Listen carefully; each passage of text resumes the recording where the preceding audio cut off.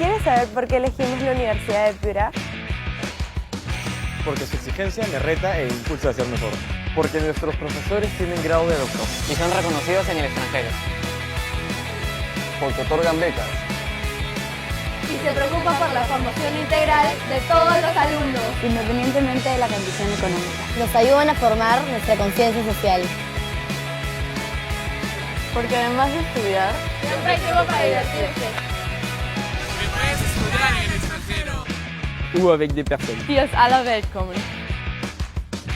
Es por esto que el UEP forma Mejores personas. Mejores profesionales.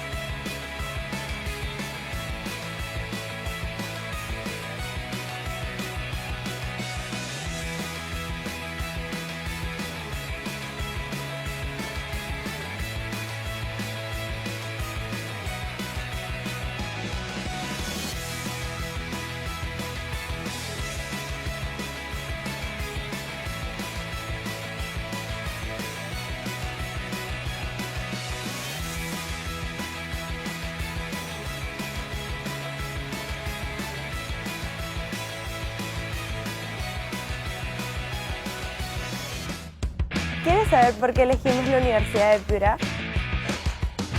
Porque su exigencia me reta e impulsa a ser mejor. Porque nuestros profesores tienen grado de doctor. Y son reconocidos en el extranjero. Porque otorgan becas. Y se preocupa por la formación integral de todos los alumnos, Independientemente de la condición económica. Nos ayudan a formar nuestra conciencia social. Porque además de estudiar, siempre hay tiempo para divertirse. Me puedes estudiar en el extranjero. Ou avec des personnes. die aus aller Welt kommen. Es por esto que el UEP forma Mejores personas. Mejores profesionales.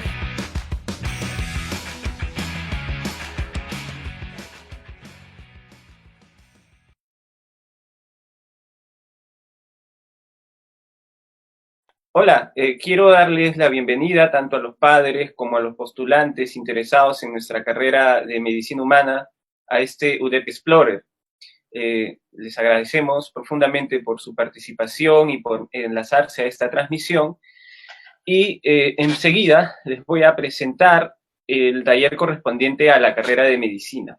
Mi nombre es Paolo Won, soy profesor de la Facultad de Medicina Humana de la Universidad de Piura, que está en el campus Lima, en Miraflores.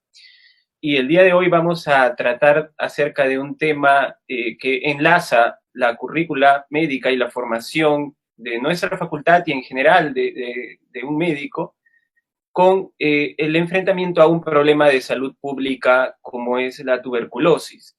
En realidad, lo que queremos mostrar es cómo es que la formación del médico y la currícula en nuestra facultad y en cualquier facultad del mundo que se preste de seria, está profundamente enlazada con la manera en que se deben enfrentar como médicos a través de diferentes enfoques a los grandes problemas de salud de nuestra población.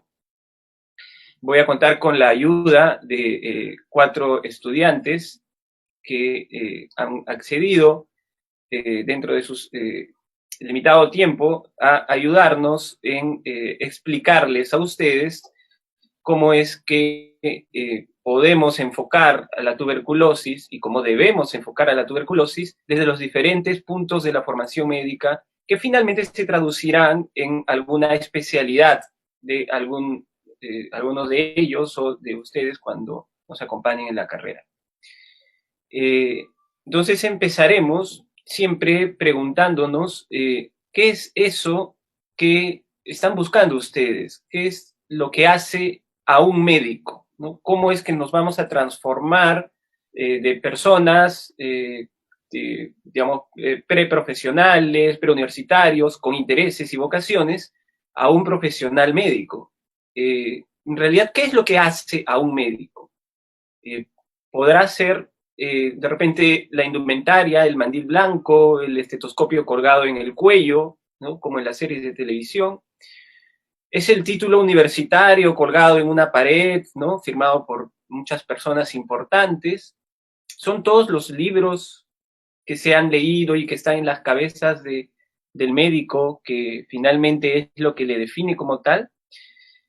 Bueno, en realidad, lo que hace a una persona, lo que hace capaz a una persona para ser médico es precisamente todo aquello que está en posibilidad de hacer, en capacidad de hacer, en competencia de hacer, ¿no? Esas capacidades, que son muy complejas, se adquieren en un periodo bastante largo de tiempo. Ustedes seguramente han escuchado que la carrera de medicina es una carrera larga, ¿no? En realidad, como lo suelen ser la mayoría de las áreas del saber, en realidad no terminan nunca, ¿no? Pero existe un periodo escolarizado, llamémosle así, de tiempo bastante largo, que puede tomar entre 7, 8, 9, 10, 11, 13, 15 años, dependiendo de la especialidad en la que decidan perfeccionarse, y que es precisamente por esta necesidad de afinar competencias muy complejas, muy especializadas en algunos casos y muy amplias en otros. El conjunto de esas competencias, de esas capacidades, se denomina perfil profesional. En la Universidad de Piura, como en las mejores universidades del mundo, el perfil de este médico agrupa competencias esenciales para el trabajo en este país, en nuestro país, en nuestra realidad, y también en cualquier realidad del mundo. Nosotros, como médicos, seguramente algunos de ustedes han escuchado, que es la carrera más universal que existe, y esta epidemia, pandemia, sindemia, como le llamemos, que estamos viviendo, es una evidencia concreta de que esto es así. ¿Cómo se construye ese perfil profesional? Se construye por pasos ordenados y que tienen más o menos consenso desde hace 100 años, aunque esto es algo muy cambiante, que se van dando de acuerdo a criterios de calidad que son bastante exigentes. Hoy resumiremos algunos de estos pasos en 3 grandes bloques, que ustedes pueden ver claramente en nuestra malla curricular, en nuestra página web, en los diferentes medios de comunicación social. ¿Cuáles son estos 3 grandes grupos de pasos? O 3 grandes periodos de formación médica.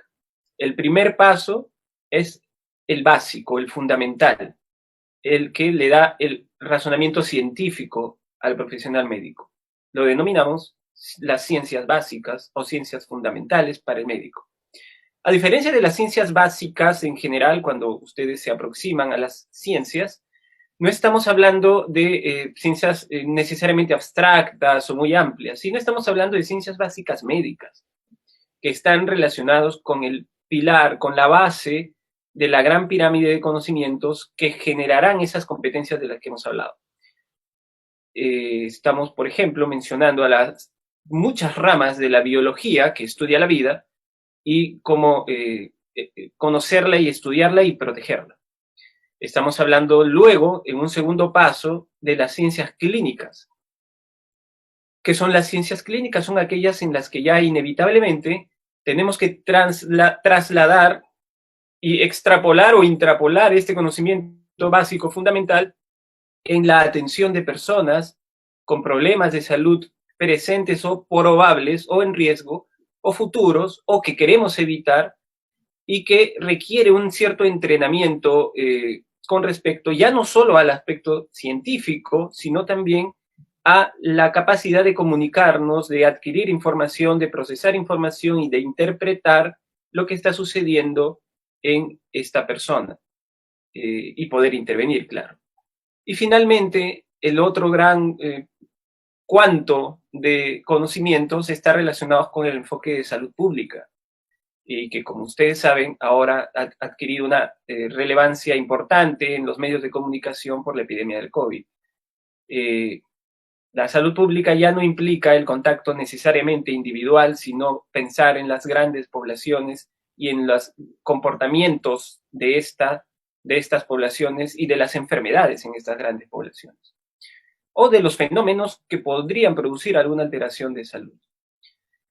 Además, conforme avancemos en estos tres grandes pasos, nos vamos a dar cuenta, cuando hablemos de tuberculosis, que existen aspectos que son longitudinales con respecto a estos tres grandes momentos, que están a lo largo de toda la formación. A esos aspectos los vamos a llamar itinerarios o perfiles, y son en nuestra facultad básicamente tres.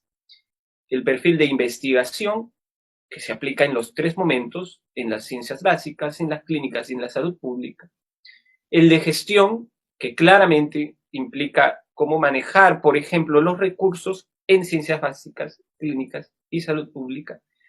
Y, por último, para nosotros, incluso más importante, el perfil humano, el perfil en el que no debemos perder, más bien debemos profundizar el hecho de que estamos frente a personas y que esta carrera trata con personas y no con cualquier estado de una persona, sino con personas que generalmente están en una situación de vulnerabilidad individual con respecto de su salud o colectiva. Entonces, gracias a este enfoque que, como menciono, agrupa estas 6 componentes que se integran entre sí como las ciencias básicas, las clínicas, la salud pública, la investigación, el humanismo y la gestión o la gerencia, vamos a darnos cuenta que la Universidad de Piura puede diferenciarse en cierta medida de la currícula y del enfoque curricular de otras escuelas. Entonces, para entender bien cómo se da ese proceso, hemos decidido tomar como modelo a una enfermedad bastante importante para el mundo en general y para el Perú en particular, como lo es la tuberculosis. A lo largo de la historia de la humanidad, esta enfermedad, esta infección, la tuberculosis, ha matado a más personas que cualquier otra enfermedad o guerra en el mundo. Y en nuestro país se ha convertido en un mal endémico, que significa que es bastante común y es un poco difícil erradicarlo por completo o controlar.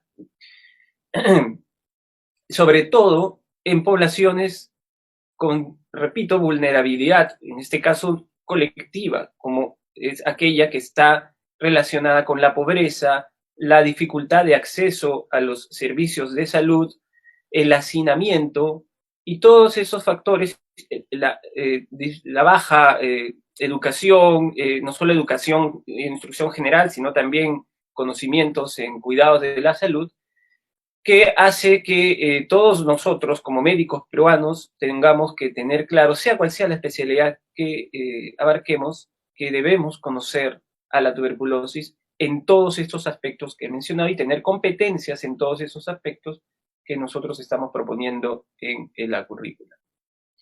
Revisaremos pues entonces cómo las ciencias básicas, clínicas y la salud pública van dando las herramientas que secuencialmente se van aprendiendo durante la formación del médico para poder entender primero y luego enfrentar a la tuberculosis, y luego cómo se van a integrar estos perfiles estos pasos con los perfiles de investigación, de gestión y de humanismo en cada uno de estos pasos. Con ello creemos que la tuberculosis nos puede servir un poco como el modelo de enfermedad global, de enfermedad general, enfermedad sistémica, para poder entender también la currícula médica y cómo es que los médicos nos preparamos, cómo se preparan en la escuela de medicina para poder enfrentar a este problema de salud. Entonces, empezaremos con lo correspondiente a los estudiantes de tercer y cuarto año de medicina, y enseguida Gabriela nos hablará de este primer paso que debemos conocer con respecto a esta y otras enfermedades, que es en qué consiste finalmente esta enfermedad, cuál es el fundamento científico, y aquí la biología y la microbiología resultarán clave. Antes de comenzar a hablar acerca de las diferentes presentaciones de tuberculosis o qué es lo que genera en nuestros cuerpos, es importante saber qué la causa. Iniciaremos diciendo que la tuberculosis es una infección causada por la bacteria Mycobacterium tuberculosis. Pero, ¿qué es una bacteria? ¿Qué la hace tan diferente a nosotros? Es allí donde entran a tallar las ciencias como la biología y la microbiología, que nos ayudan a entender a estos diminutos seres causantes de tantas enfermedades. Tenemos que existen dos tipos diferentes de células, las eucariotas y las procariotas.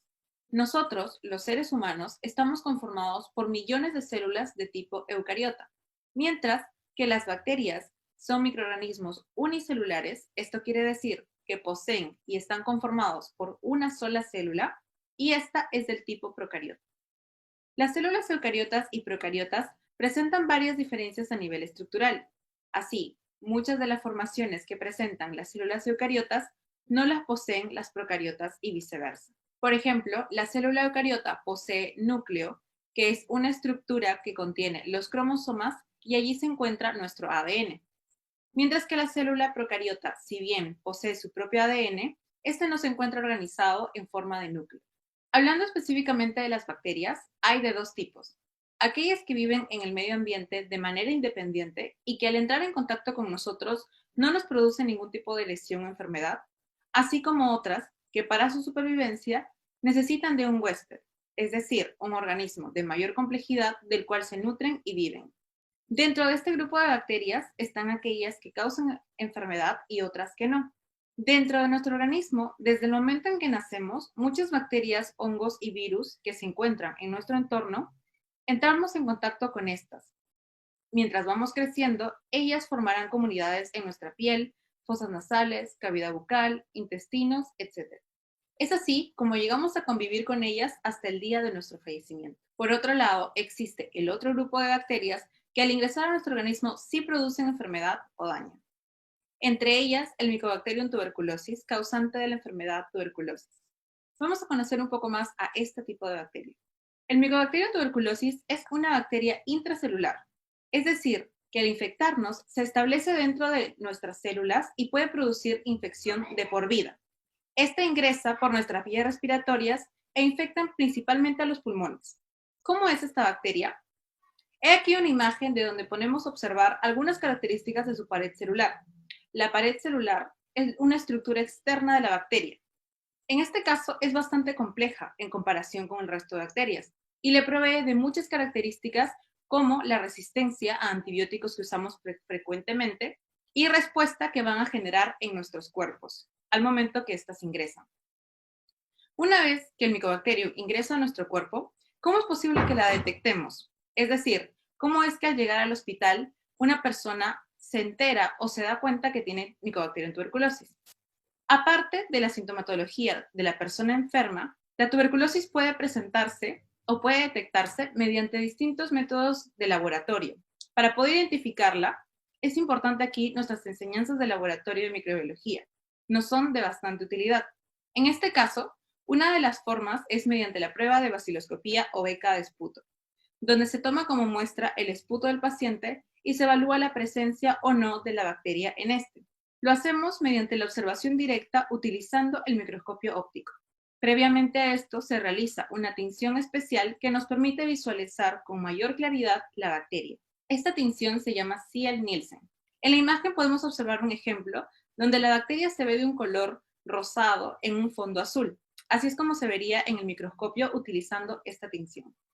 Esta vendría a ser una pequeña presentación de algunas de las características de la bacteria Mycobacterium tuberculosis y de cómo las ciencias básicas como la biología y la microbiología, así como las técnicas de laboratorio, nos son útiles tanto para el conocimiento de agentes patógenos como para su detección.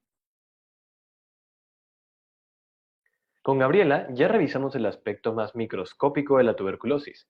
Ahora conmigo echaremos un vistazo a cómo esta bacteria puede interaccionar con nuestras estructuras más macroscópicas, como nuestros órganos, en este caso nuestros pulmones, e interactuar con nuestra fisiología, de manera que cause enfermedad en nosotros. Uno de los exámenes más usados cuando se habla de tuberculosis es sin duda la placa de tórax, que no es otra cosa que una radiografía convencional de pecho. Este examen ha mejorado muchísimo desde que se inventó, pues en un inicio no era tan seguro ni tenía tanta calidad como lo tiene hoy en día. Pero hoy no hablaremos de esos aspectos de la radiografía, y nos centraremos más bien en la información que este examen de imagen nos puede brindar en el contexto de la tuberculosis. Esta es una radiografía de tórax de una persona sana. Podemos ver que sus pulmones están completamente negros, mientras que están también rodeados por la parrilla costal o las costillas. Así es como se ve una radiografía de una persona sin tuberculosis. Y esta no es la imagen con la que vamos a trabajar. Solamente quería mostrarles cómo es que se vería una persona, digamos, libre de tuberculosis. Esta, sin embargo, es una radiografía totalmente distinta. Podemos ver que los pulmones ya no están para nada tan libres como lo estaban los anteriores.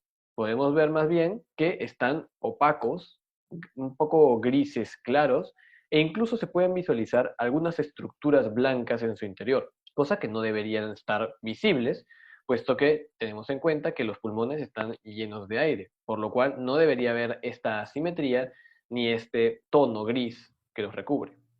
Así es como se ven los pulmones con la tuberculosis.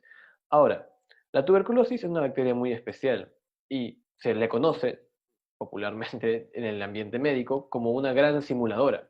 Esto es porque tiene manifestaciones muy distintas y tiene una amplia gama de presentaciones, pudiendo asimilar otras enfermedades. Esto es debido a que la bacteria es capaz de crecer en múltiples tejidos, en pulmones, en el sistema nervioso central, en los vasos linfáticos, en los huesos, en las articulaciones, en muchísimos lugares, pudiendo imitar, como mencioné, otras enfermedades. Por eso es que no podemos decir que esta placa de tórax es exactamente como se ven todas las tuberculosis pulmonares. Claro que no. Hay diferentes presentaciones, y aquí es como se encajan los pulmones, así es como están vistos. Recordemos que esta es una placa de tórax de unos pulmones enfermos. Pero primero, para ver los pulmones enfermos, primero tendríamos que ver los pulmones sanos y su estructura anatómica. Así que es con lo que iniciaremos. Estos son unos pulmones sanos vistos desde un enfoque anatómico. Ya están divididos, como podemos ver, con colores. Entonces, iniciaremos hablando de la estructura y la anatomía del pulmón sano. Y es que el pulmón está dividido, como se puede ver en la imagen, por las líneas azules, claro, por lóbulo superior, lóbulo medio y lóbulo inferior. Eso será en el pulmón derecho. Pero en el pulmón izquierdo veremos que solamente hay una línea azul, solo está dividido una vez. Y eso es porque el pulmón izquierdo tiene tan solo dos lóbulos, el superior y el inferior. Pero, ¿por qué son tan importantes los pulmones? Bueno, es una pregunta que puede parecer obvia. Los pulmones son tan importantes como el aire que respiramos. Y es que en estos órganos van a suceder el intercambio gaseoso. ¿Y qué es el intercambio gaseoso?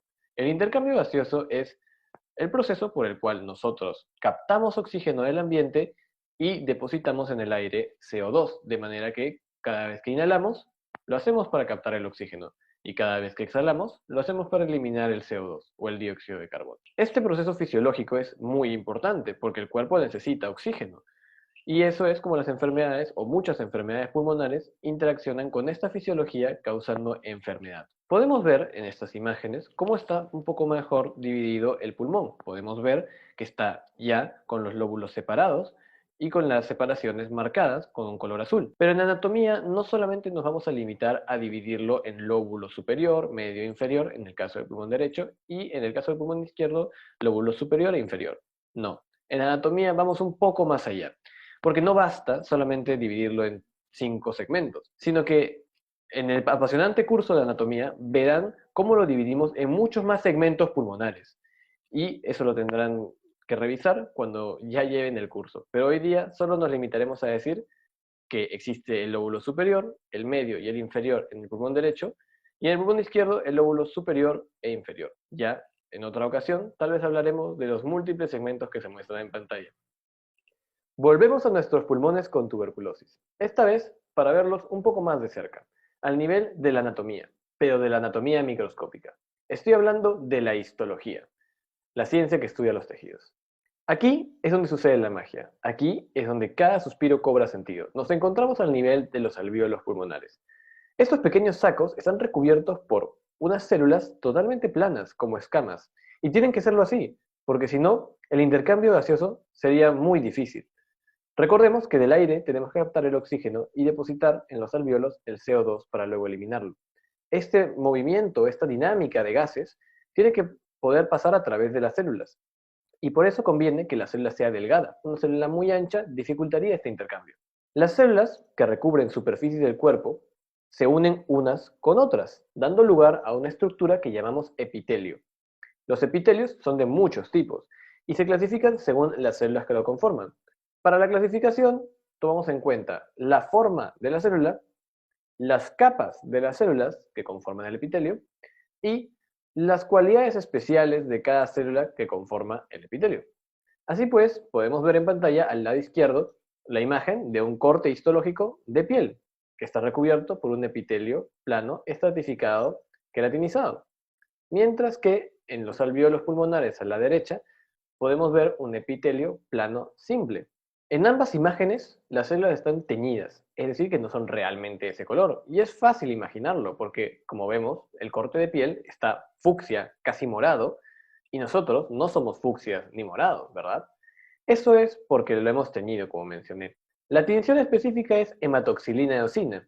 Es una de las más comunes en histología, sin duda. Y es que en histología utilizamos múltiples tinciones para evaluar a detalle cada célula y cada tejido. Así pues, existe una variedad inagotable de tinciones. Para ver cosas de todo tipo, podemos ver estructuras intracelulares o estructuras extracelulares. Y es que las tinciones son como filtros, nos permiten resaltar un aspecto del tejido, mientras que otro lo vuelven un poco más difícil de visualizar, para centrarnos en el que queremos ver.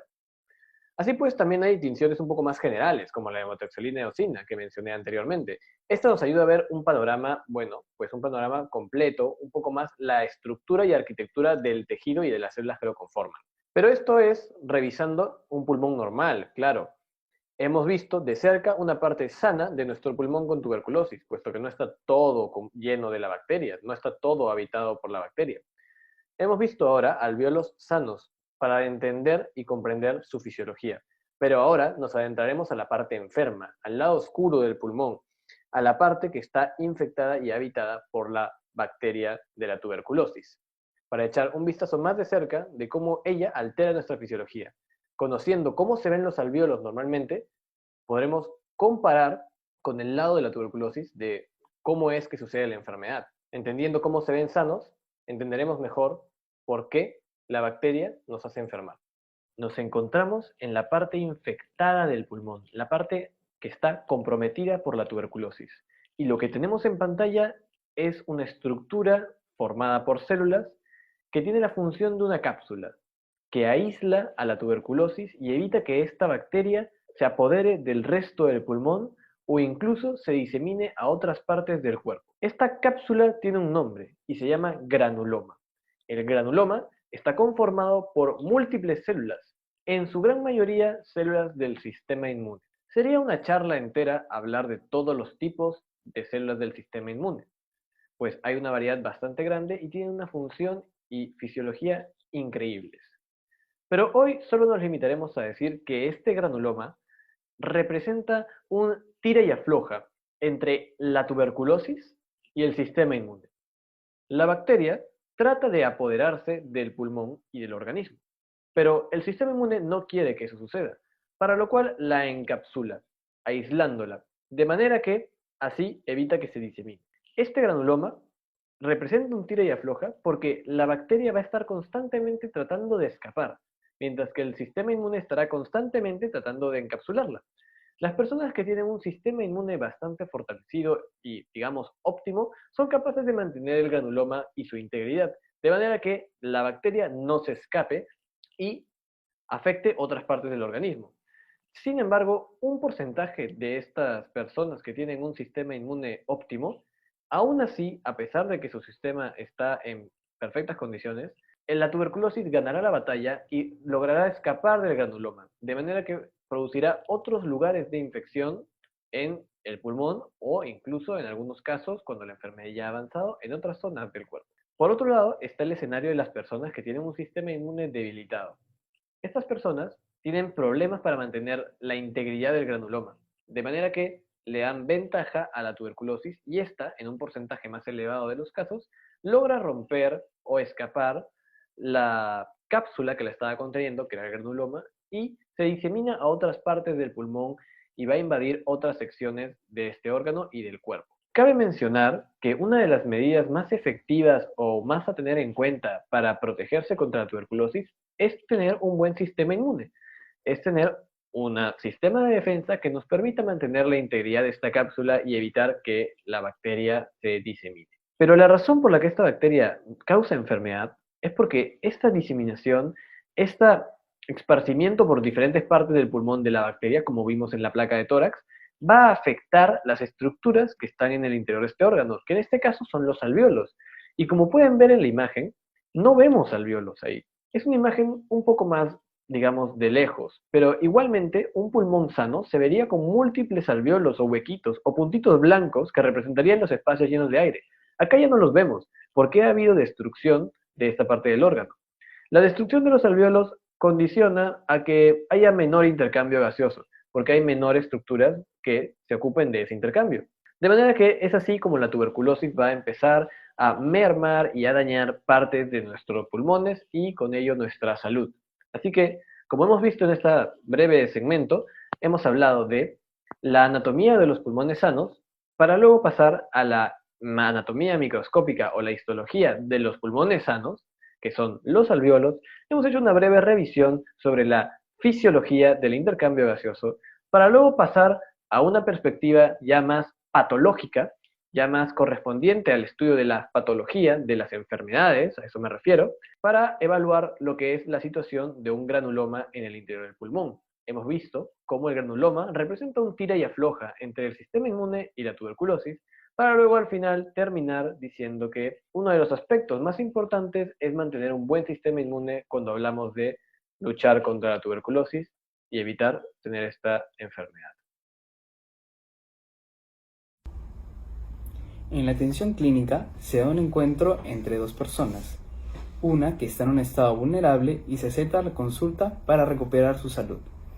El otro actor de este encuentro es el médico, quien con sus conocimientos busca restaurar la salud de este paciente. Como parte de una vocación de servicio, el médico debe valerse de todas las herramientas que tenga a su disposición y ponerlas al servicio de su paciente para recuperar su salud. Esto es un punto muy importante, pues es parte de la formación que recibimos a lo largo de la carrera. Como médicos nos encontraremos frente a todo tipo de pacientes. Cada paciente será un mundo distinto, razón por la cual nuestra labor como estudiantes y posteriormente como médicos será la de enfocarnos en la persona que tenemos enfrente nuestro. Pues nosotros no tratamos enfermedades, nosotros tratamos personas. Personas con una vida, con una familia, personas con preocupaciones, sueños y aspiraciones. Eso nos debe quedar muy claro y es un perfil que se busca en nuestra formación y que se ha ido construyendo a lo largo de la carrera, desde los primeros ciclos hasta los ciclos en que nos encontramos ahora. Pongámonos entonces en contexto. Un médico se encuentra en su consulta y llama a su puerta a un paciente. Este ingresa y busca la ayuda del médico. El caso en cuestión que evaluaremos corresponderá a un paciente con tuberculosis. Por lo que hagamos un poco de visualización en nuestra mente. La presentación clínica de la tuberculosis puede llegar a ser típica, por lo que rápidamente el médico podrá asociarla a un posible caso de tuberculosis a través de una correcta anamnesis, que es la entrevista con el paciente, el diálogo, el registro de la historia clínica. El paciente nos referirá que presenta tos intensa y persistente por unas 2 semanas, generalmente productiva, y en algunos casos estará asociada a una secreción, como la sangre. Este recibe el nombre de esputo hemoptódico. Presentará dolor en pecho y producto de los ataques generará mucha molestia. Esta descripción corresponde con una denominación llamada sintomático respiratorio, y esta es una denominación de sospecha, pues hasta entonces el paciente requerirá pruebas confirmatorias, como bien son la radiografía de tórax o el examen de esputo o la saliva en busca de la bacteria. Podemos cultivar esta bacteria para saber si está o no, o incluso podemos recurrir a pruebas aún más complejas, como son las pruebas moleculares. Debemos saber también que la tuberculosis es conocida como la gran simuladora, por el gran número de manifestaciones que puede presentar, lo que en algunos casos puede llevar a que el diagnóstico de la tuberculosis pueda ser sumamente complejo. Nosotros como médicos debemos pensar en nuestro paciente y decir, ¿cómo pudo haberse contagiado? La tuberculosis es una enfermedad que convive con todos nosotros. En nuestro medio es muy frecuente que una persona pueda contagiarse. ¿Pero por qué sucede esto? Porque existen las condiciones que propician este contagio, como son el hacinamiento, la desnutrición o el acceso limitado a los servicios de salud. ¿Qué viene a su mente si les digo la palabra hacinamiento? Probablemente recuerden cómo eran los viajes en transporte público. Las ventanas estaban cerradas, el vehículo estaba atestado y repleto de gente. El hacinamiento se relaciona también a las casas donde conviven muchas personas.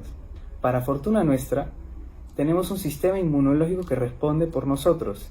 El problema está en que este sistema pueda estar deficiente, como no es en el caso de los pacientes inmunosuprimidos, y esta inmunosupresión puede ser producto de una mala nutrición.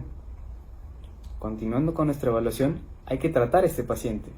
La tuberculosis es una enfermedad de etiología bacteriana, por lo que recurriremos a los antibióticos. Como su nombre le indica, estos antibióticos actúan sobre los componentes de la bacteria, bien sea su núcleo o su pared, para acabar con la misma. El tratamiento de la tuberculosis está normado por el Ministerio de Salud de nuestro país. El médico no escoge arbitrariamente lo que le va a recetar al paciente. Existe una normativa con ciclos, que es un periodo de tiempo determinado en que el fármaco deberá ser administrado. El médico también, en el tratamiento, debe estar dispuesto a tratar cualquier otra complicación que se asocie a esta infección. Y su trabajo no acaba allí. Debe también corregir los factores que propiciaron el contagio del paciente, como bien pudo haber sido el hacinamiento, la desnutrición o la inmunosupresión. Como entenderán, esto tampoco es un trabajo muy fácil, que alarga el trabajo del médico. Su trabajo seguirá, y es que el tratamiento que lleva una persona con tuberculosis no da resultados inmediatos. Se tiene que seguir un patrón de tratamiento con los ciclos determinados, que estarán en función de las características propias de cada paciente. Recuerden, cada paciente es un mundo. Serán muchos meses en que el paciente deberá recibir el tratamiento, y reenfatizo, deberá seguirlo, y esto se consigue a través de un control de toma del fármaco. Se le cita al paciente por dos motivos. En primer lugar, queremos evaluar que la condición de su tratamiento sea favorable, y en segundo lugar, queremos asegurarnos de que el paciente esté tomando su medicación. ¿Cómo se realiza esto? El paciente recibe la medicina frente a un personal de salud y debe tomarla enfrente de este personal. Así nos aseguramos de que la bacteria no se haga resistente a los fármacos. Este término de resistencia es un tema muy importante y que es bastante sonado, pero nos gustaría hablarlo con ustedes en otra oportunidad. En base a lo poco que les he hablado, solo son unas pequeñas pinceladas de lo que es la evaluación de un paciente con tuberculosis. Tiene una clínica muy amplia que puede generar unas complicaciones para el médico.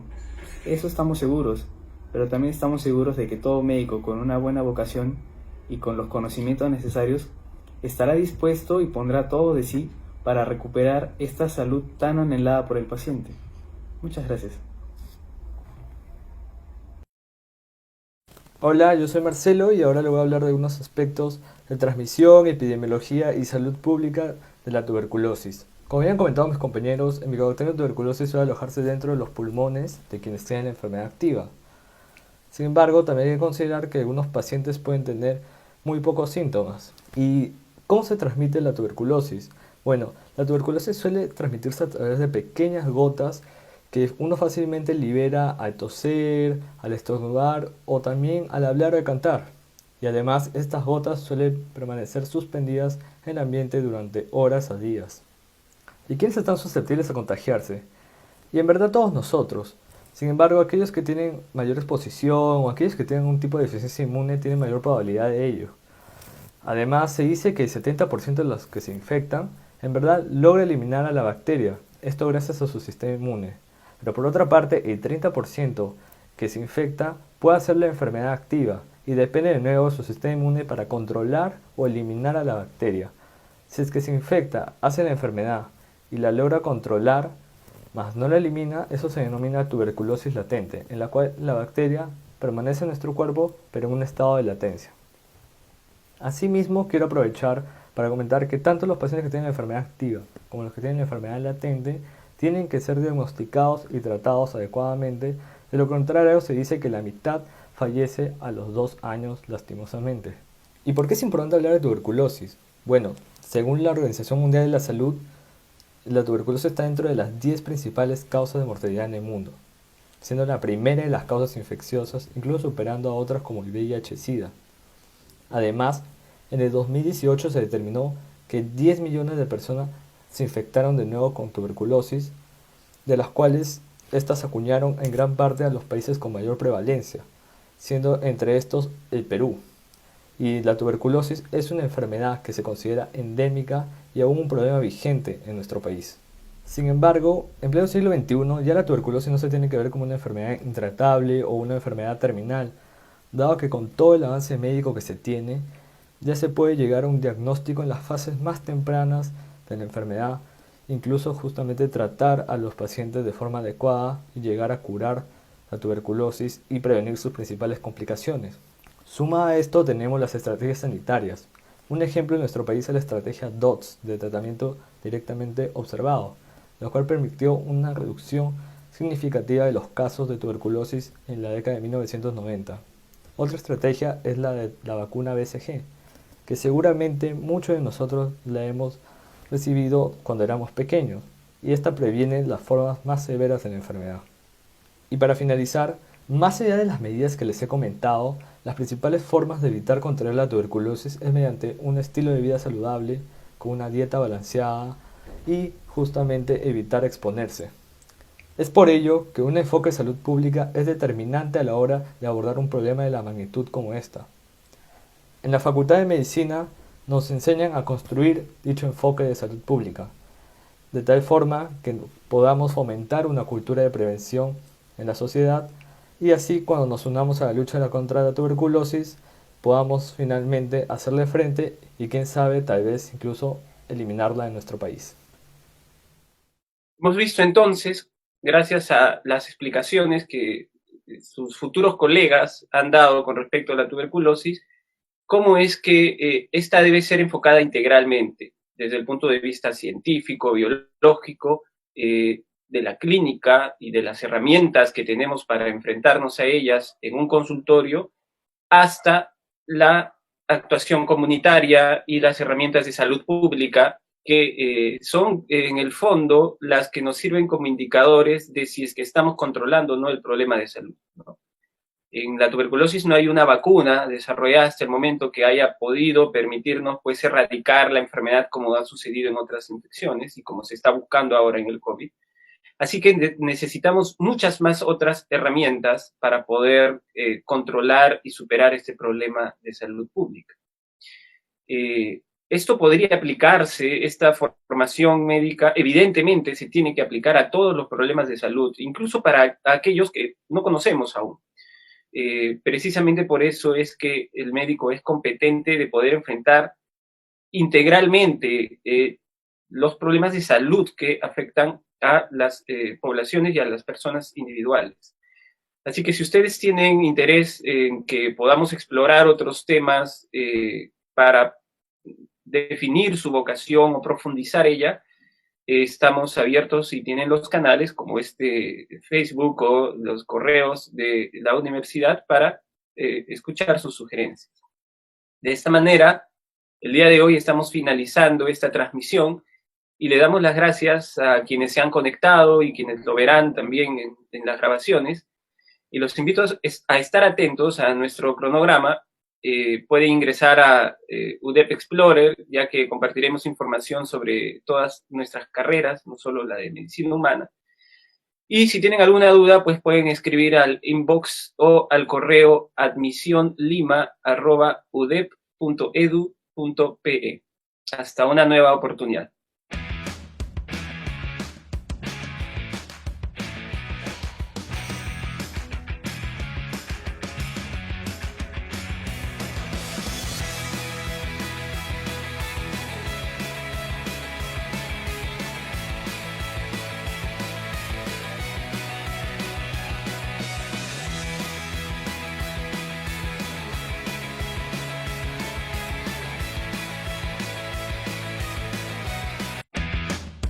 ¿Quieres saber por qué elegimos la Universidad de Piura? Porque su exigencia me reta e impulsa a ser mejor. Porque nuestros profesores tienen grado de doctor. Y son reconocidos en el extranjero. Porque otorgan becas. Y se preocupa por la formación integral de todos los alumnos. Independientemente de la condición económica. Nos ayudan a formar nuestra conciencia social. Porque además de estudiar, Siempre hay tiempo para divertirse. Que puedes estudiar en el extranjero. Ou avec des personnes. die aus aller Welt kommen. Es por esto que el UDEP forma Mejores personas. Mejores profesionales.